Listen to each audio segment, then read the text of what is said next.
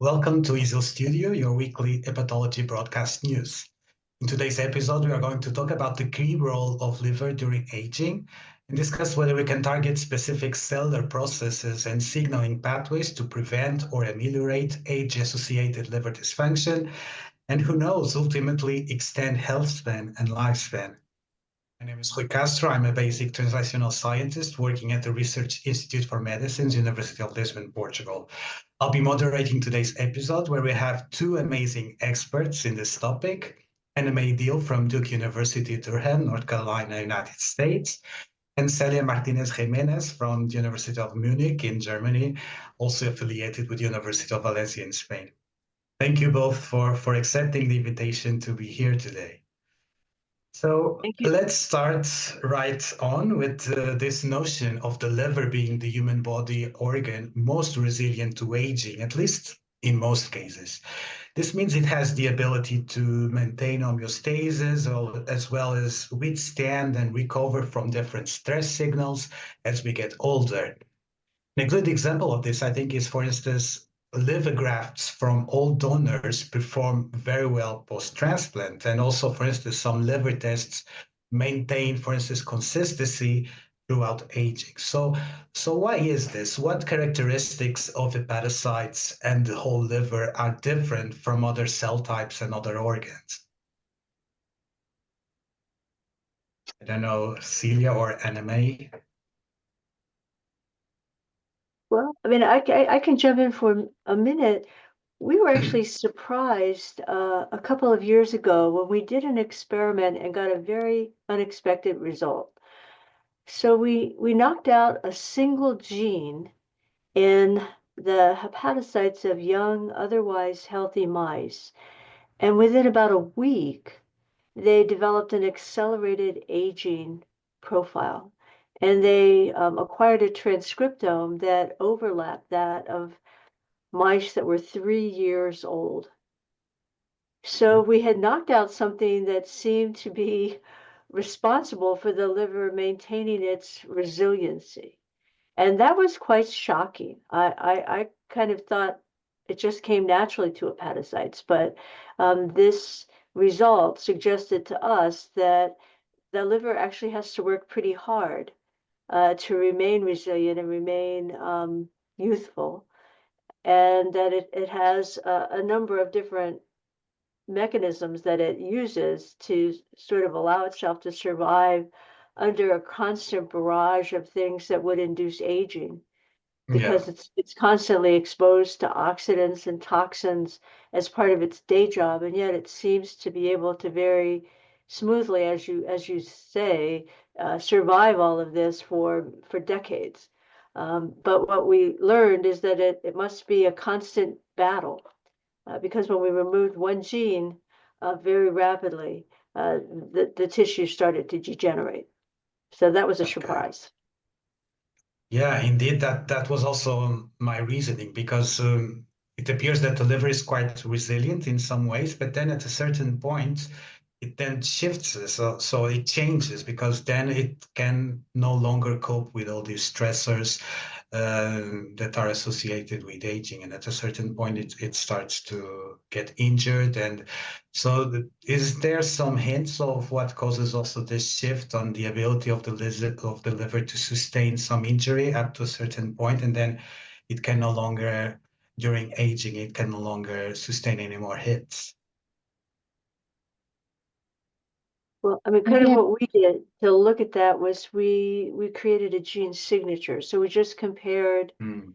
old hepatocytes to young hepatocytes to ask, what was the difference in the genes that they were expressing? And there were thousands of genes that were different, but we kind of whittled it down to about 500 that were very discriminatory, and we made a gene signature out of that.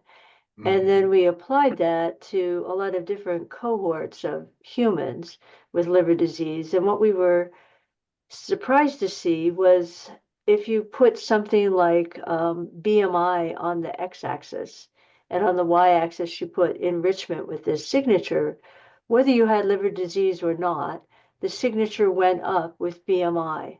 So heavier people had more enrichment in their liver with this gene signature, regardless of whether you had underlying liver disease or you had a healthy liver. However, if you now on the x-axis put age and on the y-axis put enrichment, what we found is that there was no enrichment with age in controls. So the controls actually had a youthful liver, no matter how old they were. They didn't enrich for this signature. Okay. However, the people that had liver disease, the older they were, the more the signature enriched, and the worse their liver disease, the more signature enriched, which sort of suggested to us that at any given age, their livers actually looked older than healthy livers. So that signature must have captured something that is a negative consequence of aging um, that occurs in hepatocytes. There's some metabolic process that is sensitive to aging, and it goes awry in at least in steatotic liver disease. Maybe I can add on that, and very much related what you say about fat. We know that during healthy aging there is a sonated accumulation of fat around the central vein, right? And I think until now we consider that is a normal accumulation of fat during aging. But then we mix the aging phenotype and actually the beginning of a disease that would be the steatosis, the accumulation of fat. Mm-hmm.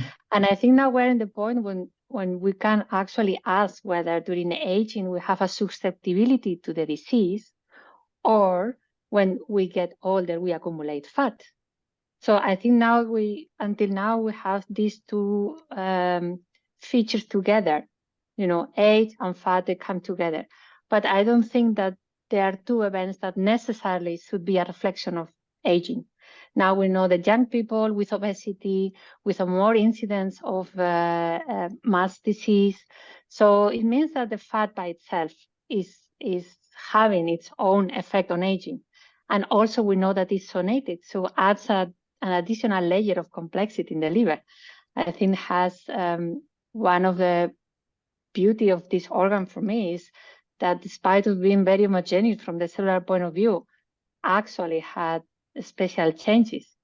So I think there are many layers here to tackle together. Yeah. Yes, for sure. It's not a straightforward answer. And since you talked about liver fat and steatosis and MAD, you recently published an amazing paper on how aging promotes muscle, so metabolic dysfunction associated steatotic liver disease by inducing ferroptotic stress.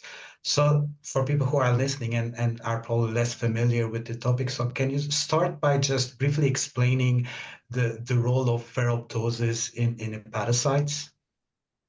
Sure. So I didn't know anything about ferroptosis either when we started this, and it's actually a remarkable programmed cell death pathway. And I think I'm beginning to consider it like an embedded little radar device in our tissues. And I say that because for tissues to remain resilient, they do not want to accumulate cells that are dysfunctional. So there has to be some sort of a mechanism where the tissue can recognize that cells are becoming stressed to the point where they're no longer functional, and then evolve some sort of a convenient way to weed them out of the tissue and eliminate them. And actually, that I think is what the ferroptosis death program does. And so let me explain a little bit more. Ferroptosis is actually a very metabolically sensitive death program. And that's because it requires three things that have to be present at the same place at the same time. And each of the things that is required to die of ferroptosis is actually incredibly regulated. So the first one is lipid. So it's just not any kind of lipid. It's PUFA phospholipids that are in membranes that are the targets for peroxidation. So it has to be a specific kind of lipid, and we're still not sure which membrane. So it could be a lysosome or mitochondria or a plasma membrane or maybe all of the above, but it's lipid in a membrane. The second thing is the right kind of ROS. So these are peroxidized. So you have to have the right kind of ROS, the right kind of lipid. And then what makes the reaction really go quickly is iron. Iron is the catalyst for the reaction. But it turns out, as we learn more about, excuse me, about ferroptosis, it may not just be iron. There may be other divalent metal cations that could regulating iron or themselves catalyzing the reactions. And an example would be copper. So this is a death pathway that I kind of look at it as an expressway.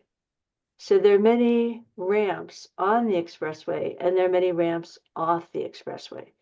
So you can start down this death pathway by having the wrong kind of lipid. But if you don't have ROS and you don't have iron, you just have the wrong kind of lipid. Yeah. But if you have the wrong kind of lipid and then you drink a little alcohol and you get some ROS, and alcohol also increases absorption of iron, then there could be an interaction now that was not present before. And I think this is very pertinent to fatty liver disease. For example, where we know PNPLA3 is a major risk factor for progressive fatty liver disease. And it's all about lipid. Doesn't have anything to do with ROS or iron. But there are people walking around with the PNPLA3 bad gene polymorphisms that never experience significant liver disease. However, we know if those people became obese, they might have more oxidative stress because of that, or if they drink alcohol, and they might have more iron and oxidative stress, then those people are more likely to get significant liver disease. So ferroptosis, I think, is a very important pathway. Yeah. And we kind of stumbled upon it because these gene signatures, when we started looking into them, 6 of the top 10 pathways that were upregulated in our old hepatocytes had to do with neurodegenerative diseases. And when we scratched that a little bit more, we found that all these neurodegenerative diseases were characterized by the accumulation of iron. Mm-hmm. And then when we looked a little bit further, that's when ferroptosis kind of percolated to the top. And so it looks like there are many, that this is not just the liver, that this is a common system that's used for aging. Yeah. Yeah. It kind of gets, That's yeah, it gets yeah. back a Sorry. little bit to what you were saying before, like how does the tissue remain resilient? So what is really cool is that it looks like when I told you we knocked out that one gene and we got accelerated aging, what we got Mhm. was sensitivity to ferroptosis. So it Okay. looks I see. like there are pathways that exist in the liver that are on, and they modulate the susceptibility to ferroptosis, and they restrict it from becoming widespread. But if you Mhm. lose those regulatory pathways, then these death pathways turn on, and the cells start to travel down the highway towards senescence, and ultimately to the point where they're so damaged that they should be eliminated by the immune system. What we don't Yes. understand is why they're not eliminated. They seem to be accumulating with Yeah. age. Yeah, but that's really interesting, and also the fact that we see a link with alcohol increasing oxidative stress, and then some lipids that are already in the liver can become toxic, and this might be a relevant pathway linking the worst phenotype that we see when we conjugate high-fat diets with alcohol and so on. So that's really interesting. Yeah, I also wanted to ask you, because you also recently published a paper on liver aging, but on the role of hepatocyte polyploidization during aging. So can you briefly explain a little bit about what was your rationale for going into this study of polyploidization in Yep. aging of hepatocytes? Yeah, thank you. Yeah, one of the questions is that the main feature of the hepatocytes is to be polyploid. I think one of the resilience of the liver as such to aging is its own nature as polyploid. That means that they have the double of the genome. So early from my PhD, I was able to observe changes at the cellular level, but I couldn't dissect what does it mean, those changes. So we started this project on aging, where we wanted to monitor and to investigate the transcriptome of individual hepatocytes, taking into account their ploidy level. So it was interesting to see that the hepatocytes 2N, that they have the double of the genome, and the ones that they have 4N with 2 times the amount of the genome, 4N hepatocytes, they were both functional. So the general knowledge that aging and polyploidization, they are both together, we wanted to really find out how these things, either they are true and they come together, or they are triggered by different effects. Because Yes, there are because shaping. yeah, sorry to interrupt you, but exactly, Yeah. I was going to ask you, because there's kind of a debate whether increased polyploidization is actually detrimental or beneficial during aging, right? Yeah. So we still cannot decouple everything with our current methods, with what we have seen in mice. But what we have seen is that in young mice with a genomic perturbation that is not lethal, is hepatic specific and non-hepatic specific, triggers an increase of polyploidization in the young. So now polyploidization is not only tied to a chronological age and healthy aging. There are all other events, whether they are genomic perturbation of environmental perturbation like obesity, high-fat diet, that they also increase this polyploidization in young individuals. So we think that this is a cellular state. The hepatocytes can sense what is happening in their environment, in their microenvironment, and they can modulate and change their cellular state and progress to be polyploid. Okay. And we talked already a little bit about.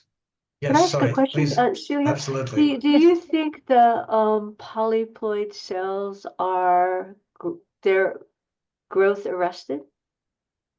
Yes, they are. They are G0. They are the same that the 2N. They And- are and not they're- dividing And their growth arrested in G2M. in G0.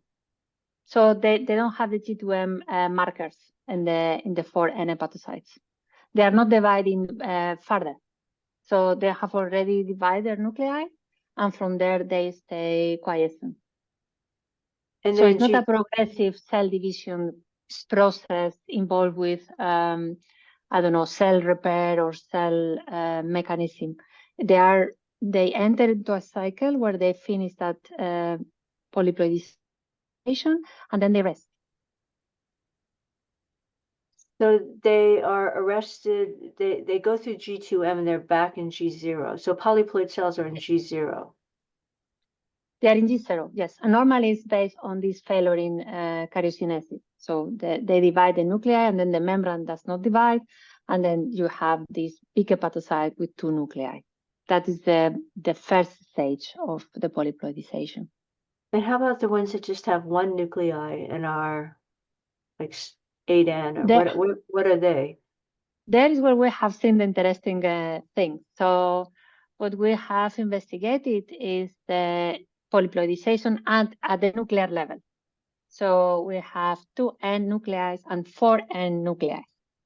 And then what we have seen is that when we delete one allele, the parental allele, of 3 transcriptional factors in 3 different knockout mice, and we age them, we observe that the 4N mononucleated hepatocytes or nuclei, they are able to select, not randomly, the wild type allele. So they are buffering that genomic perturbation over time, because they can somehow select that wild type allele. So we were monitoring by small molecule fish the mutation in one of the alleles and the wild type allele simultaneously in every nuclei. And was surprising that the 4N nuclei, they had more wild type alleles than the young ones or the 2N configuration.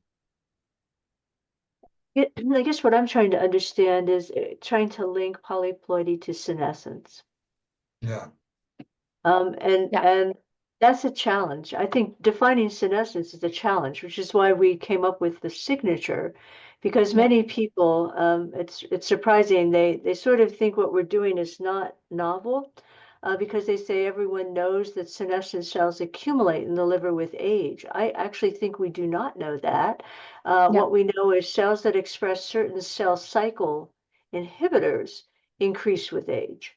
But whether those cells are senescent or not Yeah. remains to be seen. And we have a paper that's under review right now where we use single cell approaches to try to figure out, for example, how many P21 positive cells express a signature of senescence. And it's Yes. really very few. So most Yeah. of the P21 positive cells in the liver are in fact not senescent, and not all the senescent cells are P21 positive. Now, I Yeah. kind of attributed the latter observation to the fact that of polyploidy, that those cells are beyond So P21. And so they don't, they may not yeah. be replicating, but they don't need P21 to stop them. And so I think we don't really understand senescence in the liver. I agree with you. We have not found these markers, classic markers of senescence at the single cell level. We have not found them increase in the 4N. So there is not a reasoning behind to think that the 4N they are senescent cells, because at least they don't show those classic markers. If you have livers and then you do partial hepatectomy, all the cells 2N and 4N, they go to 2N and they replicate. So having polyploid hepatocytes doesn't limit the cell cycle or regeneration. So they are not related with a failure in regeneration either. So then I think that one of the things was interesting for us was to try to measure this aging, right? And then what we did is to use the methylation clock, the epigenetic clock, in the young and in the old during healthy aging, and in the young mice that they had this increase in polyploidization with the haploinsufficient modification. And we did not observe an increase in the epigenetic clock. So having an increase in 4N hepatocytes in the liver was not changing the epigenetic signature, was not a older liver. So that is where we think that the polyploidization is a response to a stress that can happen at different time points in life, and as a response, not as a cause of aging. Right. So healthy aging might trigger a metabolic stress, oxidative stress, because they are exposed to many factors, and then the cells respond to that and then get into that cell state that they are more with a more higher number of copies of alleles, and they can buffer better the information, but not as a consequence. I don't think that having polyploidization makes your liver older or susceptible to the disease. I think it's the opposite. We need the longitudinal study to see when they appear. Yeah. No, absolutely. And what you said affects going toward your hypothesis, really, that you found that this tetrapolitization in hepatocytes, so they are actually more capable of choosing the wild type genes for being expressed in the transcriptional signatures. So I was wondering whether you are now pursuing this and trying to figure out how can these clever hepatocytes do this and know what's best to choose. I think we are now moving to more in vitro system, like organoids, because then is when we can actually try to have a bit more control about chronological age, ploidy level, triggering different stress conditions, and see the responses. Because if not in vivo, we have so many layers of information, and then also the liver zonation that still they are tight, because also the 4N, they are zonated, they are enriched in the central vein. So if we still remain in the in vivo context, of course, it's going to be more systemic and more meaningful, but also more difficult to actually disentangle each component. What is the role of each component? I was wondering, Celia, how do you think this relates to the polyploidization that occurs around the time of birth and at the end of liver development? We have done some work with our colleague Nash Kalsotra, who was the person who discovered ESRP2, which is an RNA binding protein that seems to regulate ploidy.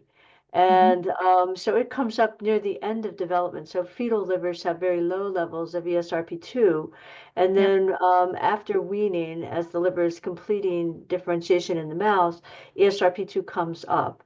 And it is necessary to stop ploidy, actually. And if you don't have it, there's more binucleate cells. And what was very interesting to us is that, again, kind of going along with what you're saying with stress, what we discovered is that in many kinds of liver injury, ESRP2 is suppressed. And coincident with that, the cell acquires a more fetal, if you will, or at least early postnatal phenotype. And we showed that in steatotic liver diseases, it's the inflammatory cytokines that actually induce this RNA binding protein, repress the RNA binding protein. So the inflammatory cytokines come in, repress the RNA binding protein. That somehow seems to relax something about their mature state, which I think includes ploidy. And then they become more capable of replicating. And it's not just ESRP2 that does this. Other RNA binding proteins do the same thing. For example, ZFP36L1 does the same thing. So if you look in these mice and you isolate their hepatocytes, you find that they are very much polyploid when you have the knockouts. So how does that tie into your concept? So I believe that what has been shown by other groups is that the polyploid hepatocytes, they don't divide. They need to go back to 2N, finish their mitosis and go back to 2N. So then from there, they can replicate. So I think that during development, there is one stage, as you say, the fetal hematopoietic liver and going towards a metabolic tissue. And then the hepatocytes, they have to mature towards polyploidization. That I think is the natural state of hepatocyte. And we also see this in organoids. So the organoids, as they develop and mature, they show more diploid cells as they get into maturation, very similar to the fetal transition. So what I have seen with other knockouts and has been also recently published for other ZD methyltransferases is that there is an increase in polyploidization and might be a response for the genomic perturbation itself, not necessarily directly related with the kind of mutation that we are dealing, more like a general response to cope with that perturbation. You know, I think what's interesting, because the developmental one, as I understand it, comes up right around the time when there's a surge of insulin. It's right around weaning, right? Yes. So there's some sort of metabolic stress again that seems to be associated with this shift to preventing more polyploidization from happening, right? So they became polyploid, and then you don't want that to be indefinite. But there are high levels of ploiding in healthy aging. So I think that this is compensatory. It has not been harmful by itself. Right. So we don't know exactly why then this is there in healthy conditions, but it's not a harmful effect to have more. However, to have less is detrimental. So the susceptibility to then, cancer-induced tumor models in mice, if you have more polyploided cells, you are more resistant to tumor development. But if you have a knockout where you have only 2N, the number and the incidence of tumors is much higher because the cells, they can replicate. So I think these polyploid cells, they have the ability to buffer many situations. They can enter into cell cycle or not and control a specific setting.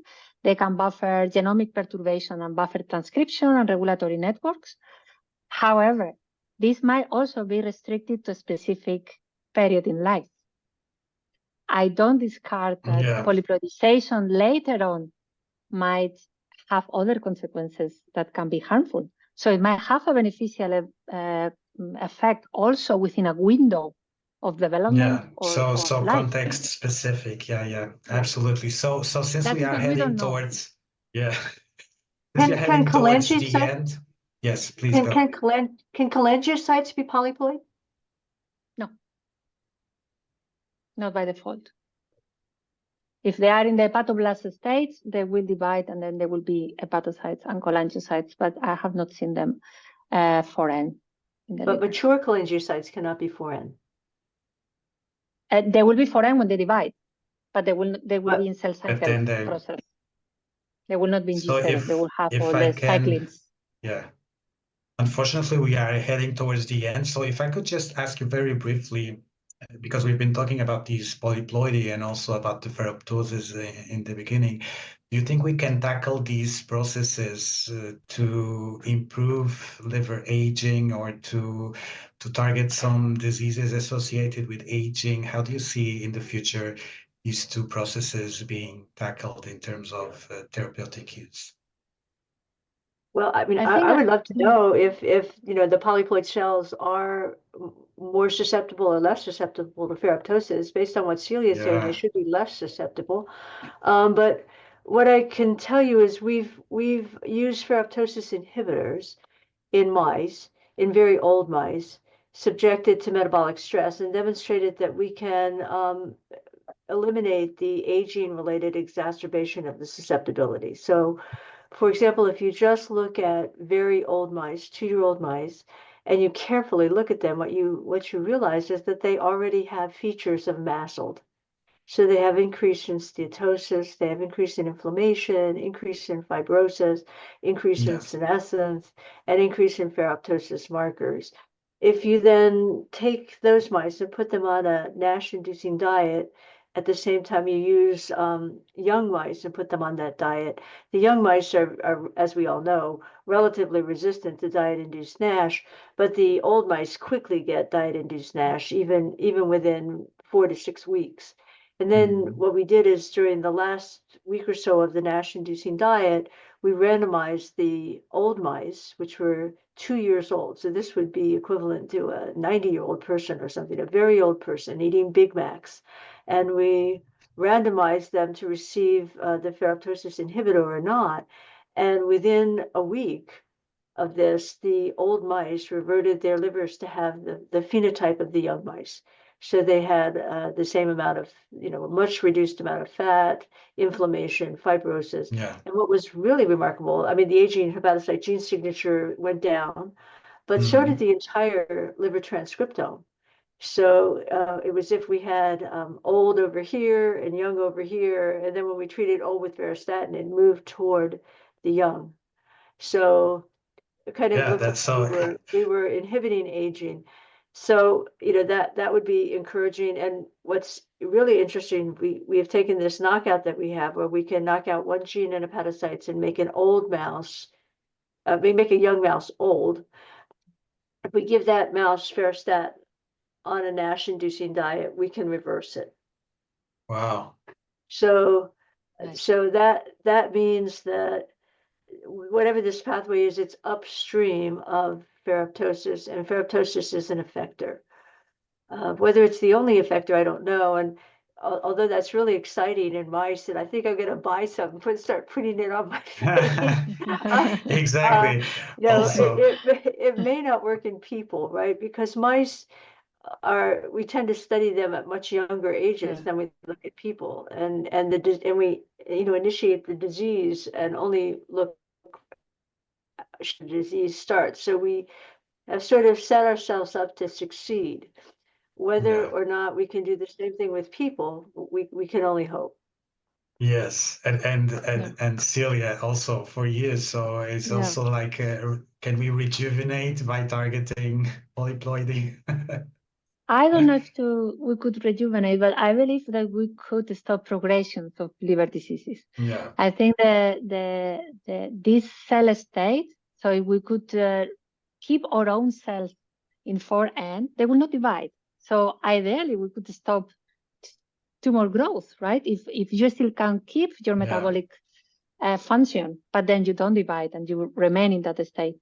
Or if you have a mutation and then you can select right? The wild type allele, because you can induce polyploidization in an early state, or at least to keep the metabolic function. So I think that a therapeutic drug that we could actually manipulate the levels in different conditions might give us some answer of this translational application for the future. Absolutely. Well, Mark, this is the end of our studio. Thank you very much again, and and Sue, Thank for you. this very exciting talk and discussion. I think that we could stay here longer discussing even further things, because it's really an interesting topic. But this also is a great way of coming to an end of EASL Studio Season 7.